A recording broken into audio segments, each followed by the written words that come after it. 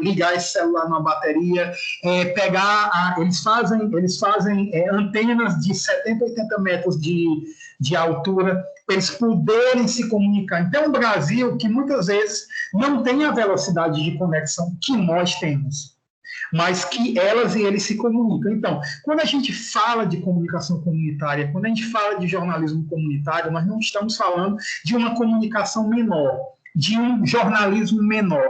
Mesmo que muitas vezes nós da academia, e eu dando minha mão palmatória, eu falo muito para as comunicadoras comunitárias, para os comunicadores comunitários, da importância que elas e eles têm nesses ambientes, nesses lugares, nessas comunidades, sejam rurais ou urbanas.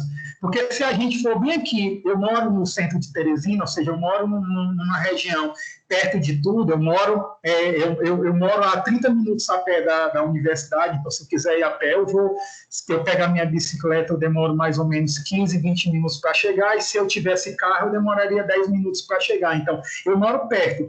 Mas, por exemplo, nós temos comunidades aqui, Teresina, que é a cidade onde eu moro, é a capital que tem a maior zona rural de capitais do Brasil. Então, nós temos comunidades que distam quase 100 quilômetros de distância daqui do centro.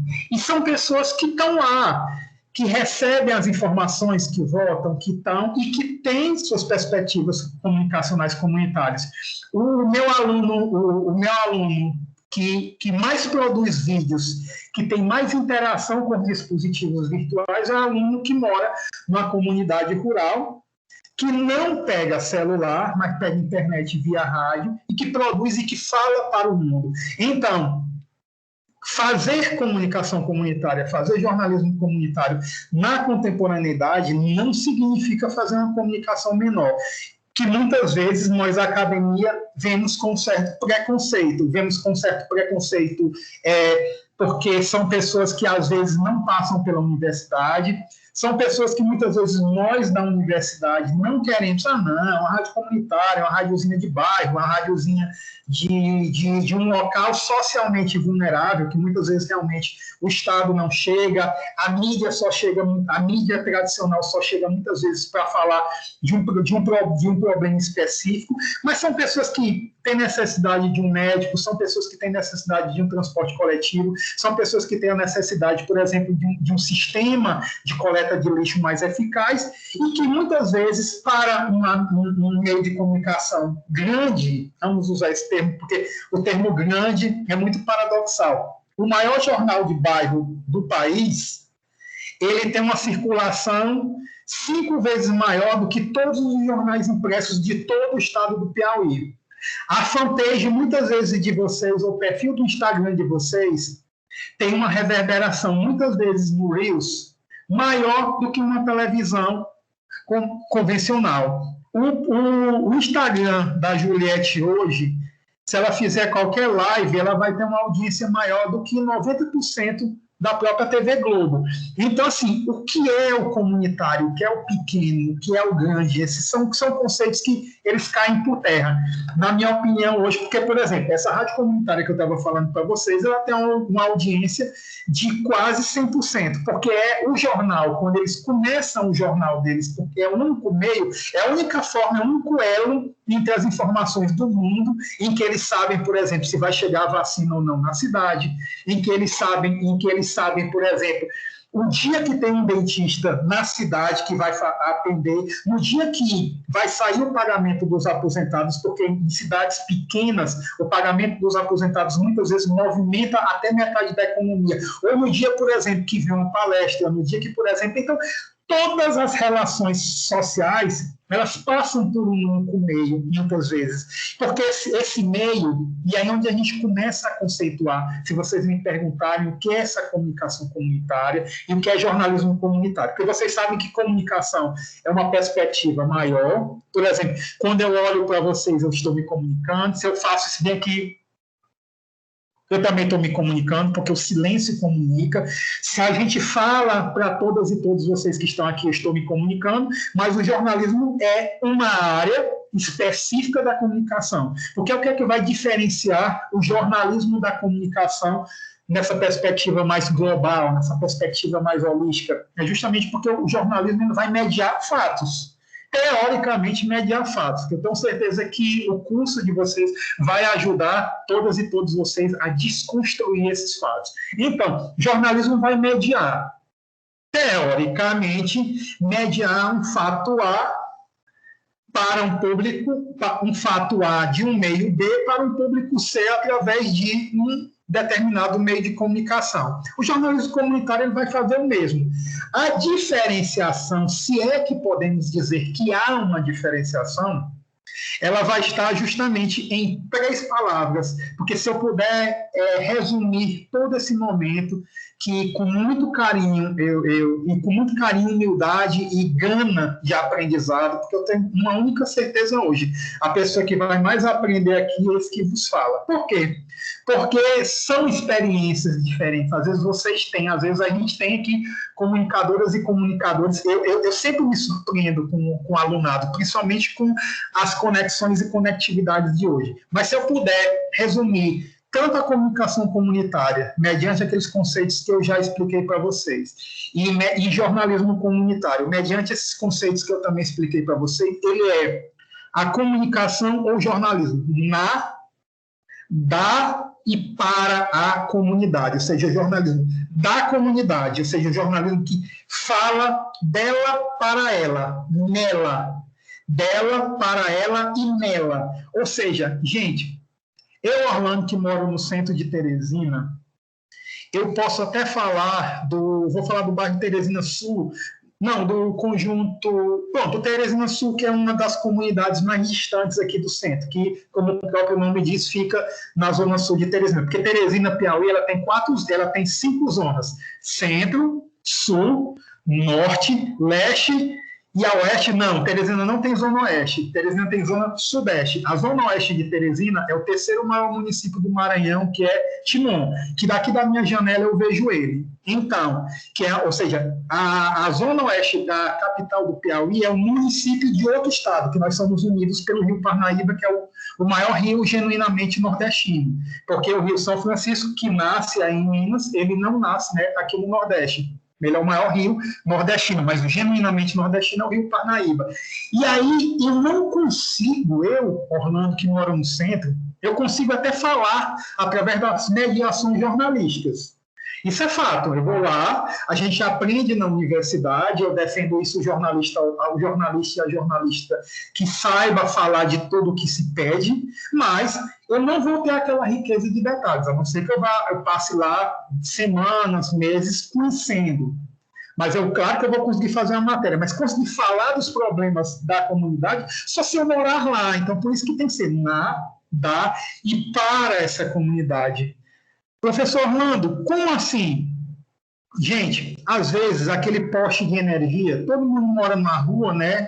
Seja ela um pouco mais com mais recursos ou com menos recursos, mas geralmente nós temos postes, né? Até a não ser que seja em Brasília, que Brasília não tem poste, né? Tudo passa por debaixo da terra, mas nas cidades mais comuns nós temos postes. E se aquele poste da iluminação pública, um único poste, às vezes tiver falhado, aquilo ali pode trazer insegurança à população. E vocês acham que aquele poste vai sair no noticiário da afiliada da Globo, da afiliada da Band, da afiliada do SBT? Raramente. Por quê? Não interessa, porque todos os dias, principalmente aqui em Teresina tem 1 milhão de habitantes. Então, raramente vai sair um poste. Porque o poste... Mas aquele poste na minha rua, ele é representativo por conta desses riscos, porque aquele poste que todas as noites eu desço do ônibus e aquele está me gerando medo, a possibilidade de ser assaltado. Então, em que locais o problema do poste vai ser falado? Na rádio comunitária, no jornal comunitário, no perfil comunitário do Facebook, no perfil do Instagram, que é uma ferramenta incrível. Eu sou muito apaixonado por 2 redes sociais. Uma rede social que uma delas eu trabalho há um tempo, que é a rede social que eu costumo brincar mais, que é o YouTube, onde eu estou chegando aos 50 mil inscritos no meu canal, e tem uma rede que, academicamente, ela se tornou mais apaixonante, porque quanto mais besteiras falam nela, mais eu vejo um potencial comunicacional. Não o TikTok, não, porque o TikTok eu não consegui chegar à evolução espiritual de fazer as dancinhas, não. Até uns 42 anos e meio, ainda não consigo fazer as dancinhas, não, mas é o Instagram. O Instagram, para mim, a Yasmin ela é social media, ela saca Instagram. Todos os dias eu aprendo com ela, tem dia que a gente briga pra caramba, porque a Yasmin, ela pensa muitas vezes como a social media. E Yasmin, a gente tem que pensar como acadêmicos. Aí ela tem uma sacação gigantesca de social media, puxa para a academia, que é, inclusive, os trabalhos dela de TCC, de iniciação científica, do mestrado dela, está levando tudo para essas questões de como o Instagram pode trazer essas perspectivas da comunidade. Gente, eu não estou defendendo aqui o Instagram, e muito menos condenando para dancinhas. Eu brinquei, é direito de qualquer um fazer as dancinhas. Inclusive, o meu xará, né, o Orlandinho, está popularizando as dancinhas. Provavelmente vocês viram, né? Caiu o conto de fadas para não nos fazer mentir. Mas, por exemplo, se eu tenho a possibilidade de falar que no meu bairro a linha de ônibus tem 3 ônibus e a prefeitura ou a empresa de ônibus tira um ônibus, eu tenho uma perda de 1/3 dessa frota. Se eu perco 1/3 dessa frota, gente, todos os dias eu vou me atrasar meia hora para ir, meia hora para voltar. Isso para um bairro é um problema gigantesquíssimo. E onde é que eu vou ver isso? Eu vou ver isso naquele Instagram comunitário, naquela perspectiva até da brincadeira, até da dancinha do sem ônibus, de usar isso, essas vozes, essas possibilidades de vozes que nós tivemos. Que aí gera uma reflexão que eu queria falar para vocês. Eu não vou entrar muito na história do jornalismo comunitário, na história da comunicação comunitária, que ela vem muito forte do período da ditadura civil-militar aqui do Brasil, em que a gente podia falar muito pouco, em que os movimentos eles eram extremamente contra-hegemônicos, ou seja, eles iam contra o sistema, até por uma questão de como esse sistema foi construído, né? O sistema foi construído muito opressor, muito canalizando na comunicação Rio-São Paulo. É uma curiosidade, gente. Eu só conheço, por exemplo, a gente sabe que Belo Horizonte é a 3ª maior cidade do país. Eu só conheço duas únicas pessoas que torcem para times de Minas Gerais e que não são mineiras, aqui no Piauí. O nosso governador é cruzeirense, e tem um amigo meu que é torcedor do Galo, porque quando ele era criança foi a primeira camisa que ele ganhou, porque as camisas dos times que não eram do eixo Rio-São Paulo eram mais baratas. Então, por que aqui no Piauí, se você perguntar qual time que você torce, as pessoas vão dizer Flamengo, quase sempre vão dizer Flamengo, Vasco, Fluminense, eu torço para o Botafogo, ou paradoxo. Aí vamos dizer São Paulo, Palmeiras, Corinthians e Santos. Raramente, por quê? Porque toda a comunicação, não só aqui do Piauí, mas do Norte e Nordeste, vem toda do eixo Rio-São Paulo. E só para falar para vocês, então, quem é que vai falar do time do seu Zé, que tem aquela escolinha? É esse jornalismo comunitário. E aí onde eu queria mostrar para vocês, porque assim, eu sempre procuro, a Ravena também chegou, bem-vinda, Ravena. Eu sempre procuro falar para vocês que vivenciem todas as perspectivas que a universidade proporcionar para vocês. Tipo, entendam o que é o jornalismo impresso, que é super importante para você aprender a escrever, a entender o texto jornalístico, é super importante. Mas eu quero ser TikToker, professor Orlando, mas aprenda a agendar, aprenda a importância das teorias do jornalismo, das teorias da comunicação, para saber qual horário que tem mais audiência, que audiência explorar, como explorar, a psicodinâmica das cores, por exemplo. Escolher a primeira camisa que eu vi, porque aqui é uma conversa informal. Mas, por exemplo, se eu fosse dar uma palestra, um curso, eu não faria esse samba do Corro Louco, né? Nossa Senhora, é o coração de Maria, é o coração de Jesus, a Mona Lisa, é o menos rede social, mais rede na varanda, que são as coisas aqui. Aqui é uma parte da minha sala que eu gosto pra caramba. Geralmente eu dou minhas aulas aqui, todo mundo fica perguntando por que é que tem esse monte de coisa. Aí os santos estão aqui, porque é uma forma de proteção da sala. A Mona Lisa está aqui porque é o quadro do meu casamento, a gente não, por conta da pandemia, a gente não teve tempo de ir lá mandar fazer, porque a gente tem muito medo. E a rede, menos rede social, é porque é lá da minha varanda, e ele caiu e eu não tive tempo de botar ainda. Tudo tem uma representatividade. Entender essa representatividade é a gama do jornalismo. Entender essas questões e para as comunidades é o que vai caracterizar o jornalismo comunitário. Eu teria muito para falar para vocês, mas eu acredito muito não só no jornalismo comunitário, mas na perspectiva dialógica que esse jornalismo faz, que essa comunicação faz. Mediante isso, eu queria conversar com vocês, queria saber as dúvidas de vocês, entender as provocações de vocês. Fiquem à vontade. Eu queria muito lançar o meu livro, lançar o livro para vocês. Eu estou com ele pronto, o livro Teorias da Comunicação Comunitária, está pronto. Eu não lancei ele ainda porque eu recebi uma reclamação da editora da universidade, que é onde eu publico. Diz que eu estou publicando demais, né? Diz que eu estou publicando quase sempre só da Orlando. A cada um mês e meio tem um livro meu, porque eu aproveitei muito esse período da pandemia para escrever, né? Eu estou totalmente isolado. Eu moro no mesmo prédio que minha mãe mora, minha mãe é sexagenária, eu tenho muito medo. Minha irmã é profissional de saúde, ela está na linha de frente, ela pegou Covid, meu irmão, que também estava na linha de frente, em outro estado, também pegou. Então, a gente tem muito medo, porque, infelizmente, essa pandemia matou muita gente. E eu queria deixar para falar para vocês, no decorrer da nossa conversa, o que é que eu enveredo, o que é que eu entendo sobre esse jornalismo comunitário na pandemia, porque... eu vou contar só uma pequena historinha para vocês. Eu casei em janeiro do ano passado. Casei e disse, eu vou fazer um casamento muito fuleiragem, não vou convidar ninguém mesmo. Para quê? Para pegar todo o dinheiro que eu gastaria na festa para dar uma volta ao mundo. E foi o que eu e minha esposa fizemos. Em janeiro, nós nos casamos dia 31 de janeiro e passamos metade de fevereiro rodando o mundo. Rodamos literalmente, não só a Baiana, mas rodamos o mundo. E o mundo estava um pouco estranho. Todos os países que nós somos, eu já conhecia, mas estava tudo muito estranho. A gente estava naquele período do Ano Novo Chinês, mas não tinha chinês. E vocês sabem que não é o chinês, os chineses eles são a maior população do mundo. De cada 5 pessoas no mundo, um é chinês e o outro é indiano. Então, tudo quanto é lugar que você anda tem chinês e tem indiano. Qualquer lugar. Não é porque eles são, é porque eles são muitos. Então, todo lugar. Então, foi muito estranho não encontrar os chineses, principalmente no Ano Novo Chinês, porque foi o período. O segundo fato, as pessoas nos aeroportos começaram a andar, porque os orientais eles já andam com máscara há muito tempo, mas as pessoas não orientais, muita gente com máscara, e aquelas máscaras uma das mais doidonas que tinha.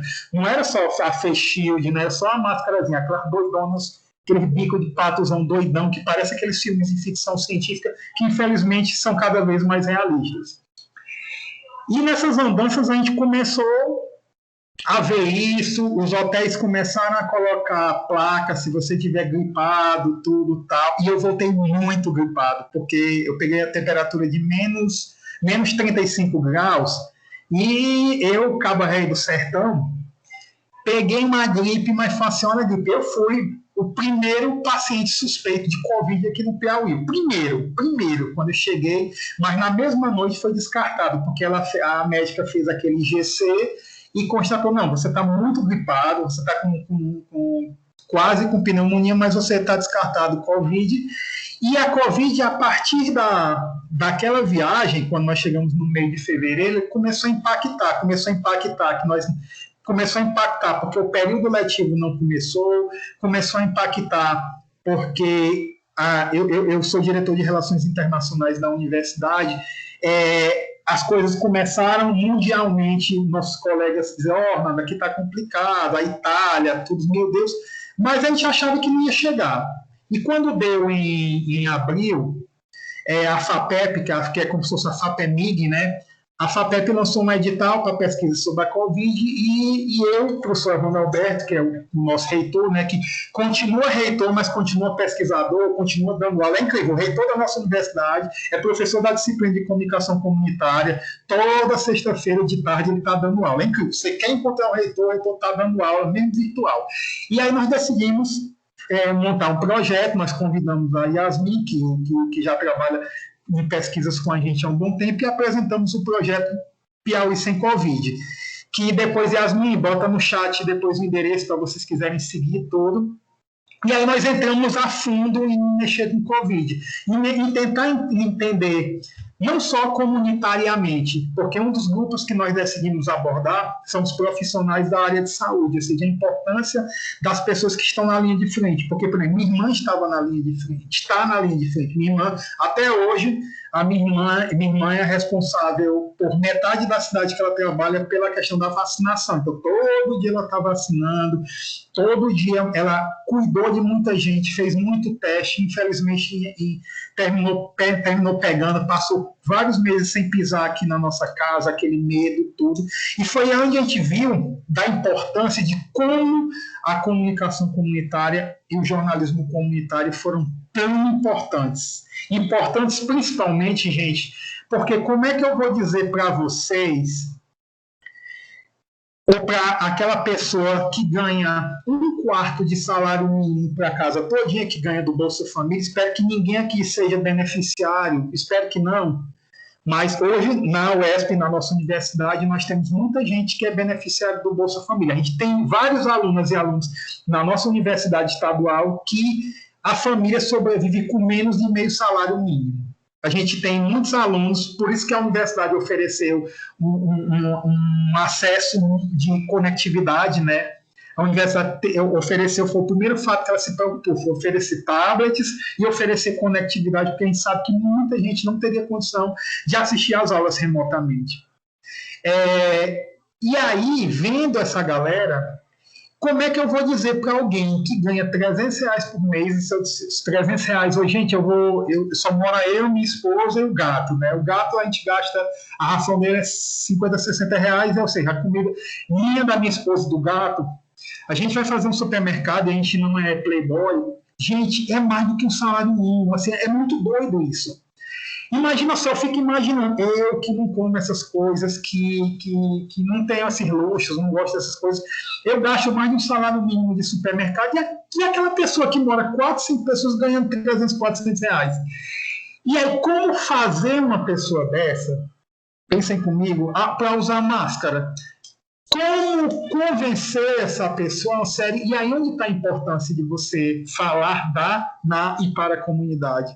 Só usando o exemplo da máscara, porque, por exemplo, como foi algo que eu vi em uma cidade aqui vizinha, Teresina, como é que eu vou dizer para a pessoa ficar em casa, na época que o fica em casa era forte, né? Agora a gente já tem outras palavras de ordem, outras tags, né? Mas na época ficar em casa, né, da questão da importância do isolamento social, se mora 8 pessoas num cubículo, numa casa que é 5 por 5, que é quarto, é cozinha e o banheiro é lá do lado de fora, então para fazer qualquer necessidade fisiológica, número 1, número 2, você tem que sair porque você faz no banheiro. E em algumas famílias é o velho, não sei se vocês viram da sacolinha, não sei se é da realidade de vocês. A sacolinha é o seguinte, até hoje nós temos algumas residências, eu não sei para ir para a região de vocês, que é Minas mais Paulista, né? Frutal está muito perto lá de São José do Rio Preto, de Uberlândia, Uberaba, a área, eu diria, rica, comparado com o nosso sertão nordestino. Mas aqui ainda tem famílias que não têm acesso ao banheiro. O que é que eles fazem? Fazem necessidade fisiológica numa sacola plástica e aí vai rebolando. E aí vocês imaginam a bagaceira. Então, assim, como falar com uma pessoa dessas importâncias do isolamento, se a pessoa, coitada, não tem nem banheiro. Então, assim, esse foi o grande desafio. E nunca a comunicação comunitária e o jornalismo comunitário, que é feito, pelo menos aqui no Piauí, lá em São Paulo, onde eu e a professora Rose estudamos, a gente tem exemplos muito legais, a galera formada, tudo, porque você tem grandes rádios, você tem grandes meios comunitários. Aqui no Piauí também a gente tem. Aqui a gente tem alguns meios que são rentavelmente fortes, mas geralmente são meios bem humildes, que vivem do voluntariado, da ajuda, que são de comunidades bem pobres, que a galera ajuda ali com 50 centavos, R$1, R$2, e ali se mantém, mas não tem aquele poderio econômico. E como você fazer isso?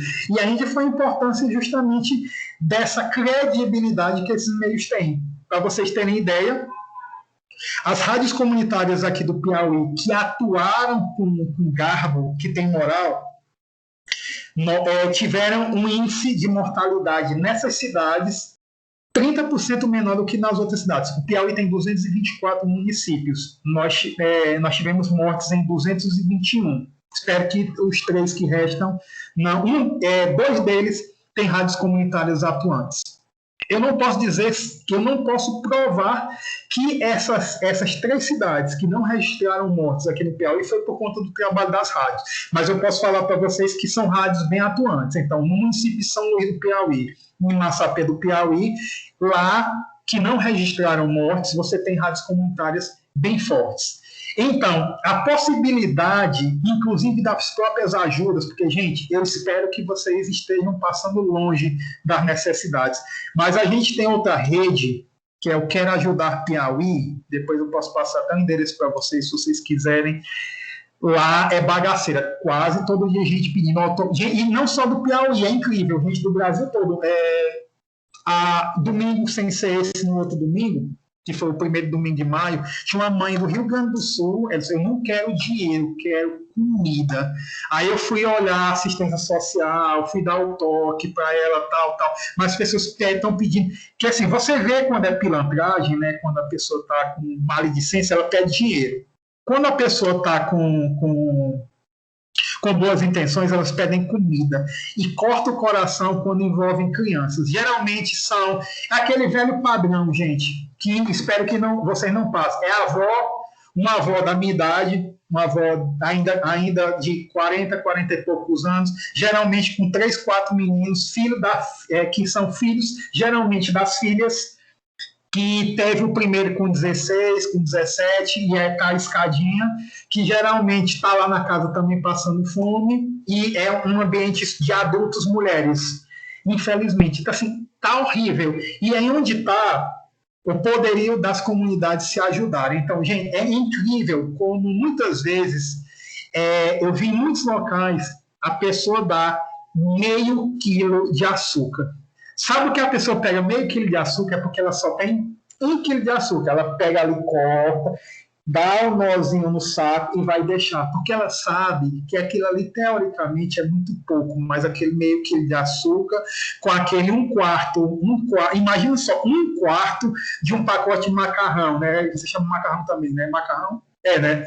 De macarrão, que tem massa de sêmola, né? De macarrão 1/4, mas que aquilo é da uma sardinhazinha. Eu já vi muitas vezes as pessoas dividindo. E aquilo ali é tão lindo, mas que muitas vezes só ocorrem por conta dessa mediação informacional. Porque eu posso atestar, permita-me só eu ser um pouco, me aparecer um pouco. Eu conheço 52 países desse mundo.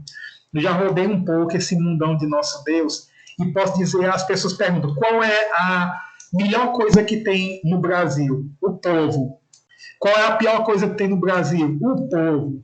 Mas o problema é que o pior do brasileiro é que nós somos muito Lady Gerson. E o melhor do brasileiro é que nós somos muito solidárias e solidárias. E esse jornalismo comunitário, ele representa muito isso. Então, eu vou parar de falar, que eu estou vendo que eu estou falando pra caramba, e quero interagir com vocês, quero interagir com... Eu estou vendo a Ana, o Anderson, deve ser a Andreina, deve ser a Aramis, o Aramis, o Átila, o Bruno, a Carolina, a Clara, a Gleice, o Guilherme, a Isadora, a Letícia, a Luana, a Maria Eduarda, a Ravena, que é minha aluna, a Rose, naturalmente, a nossa anfitriã, a Estela, o Elton e a Yasmin. É engraçado que alguns constam como convidados, isso é bom, então mostra que nós estamos aqui num ambiente bem múltiplo. Fiquem à vontade para apertar. E a Ângela também acabou de entrar, a Ângela também é aluna da gente da UESP, a Ângela trabalha com rádio, né, com rádio legislativo, com fotografia, tudo. Bom revê-la, Ângela. Então, fique à vontade para perguntar. Sou todo resposta. Podem fazer perguntas polêmicas, viu? Se eu não souber responder, você pergunta para a professora Rose. Professor Orlando, muito obrigada aí pela explanação. Agora nós vamos abrir para as perguntas. Gente, um aviso antes. Eu vou disponibilizar o link da inscrição para os certificados agora aqui no chat. E para os que são convidados, eu já disponibilizei lá no WhatsApp do professor Orlando, depois ele repassa para os alunos aí da UESP, tá? O Wellington, que é lá da UEL, Universidade Estadual de Londrina.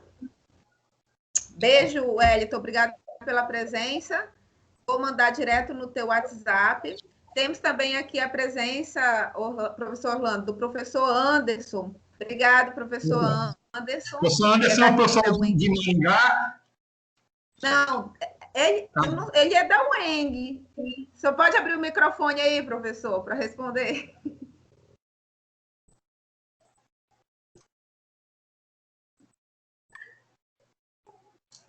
Perdão, eu estava falando aqui e estava mutado.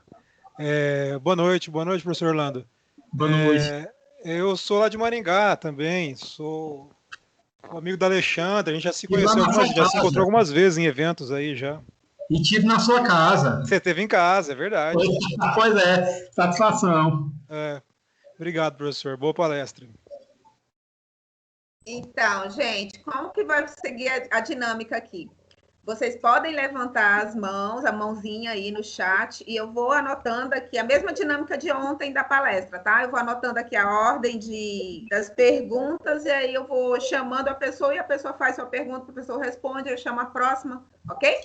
Então, é só levantar a mãozinha. Vamos começar com a Letícia. Letícia, seu nome, sua universidade e sua pergunta, por favor.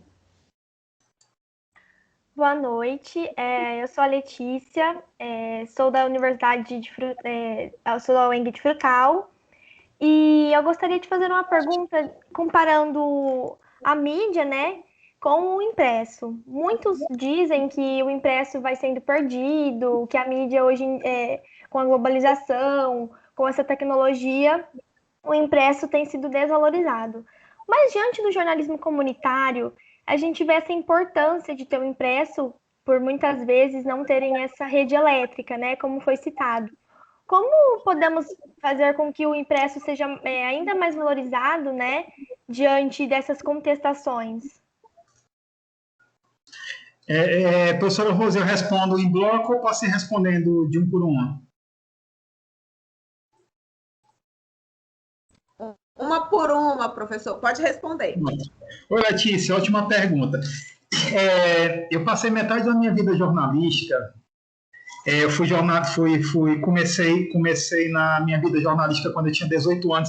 Quando eu comecei antes de entrar na universidade, que primeiro eu passei no curso de Direito, desisti no primeiro mês, e eu só passei para jornalismo no segundo semestre. Então, fiquei 4 meses com a cara para cima e já fui começar a mexer no jornalismo. E metade da minha vida foi no impresso e metade da minha vida no online. E eu te digo bem aquela coisa, sempre foi complicado fazer impresso pelo motivo do impresso ser pago, né? A gente tem, claro, esqueci, não sei se é Super Notícia lá em Belo Horizonte, a gente tem alguns jornais, o Metro, né, que é um jornal até de fora, né, que são gratuitos, são modelos de negócios diferentes. Eu seria um pouco leviano de dizer que a mídia impressa vai acabar como mídia em geral, seria leviano, mas, por exemplo, para vocês terem ideia, hoje no Piauí todo, o Piauí, se ele fosse um país, ele seria o 41º maior país do mundo. O Piauí é muito grande. E Minas, claro, Minas é mais gigantesco ainda. Você chegar, por exemplo, de Frutal para Montes Claros, você passa um dia viajando. Mas, por exemplo, aqui nós só temos 2 jornais impressos diários no estado todo. Porque a internet é muito forte. Por que a internet é muito forte? Porque ela oferece o mesmo conteúdo que impresso de uma maneira gratuita. Então, a Letícia fez uma pergunta super interessante. Eu, particularmente, amo impresso. Geralmente, ministro disciplinas voltadas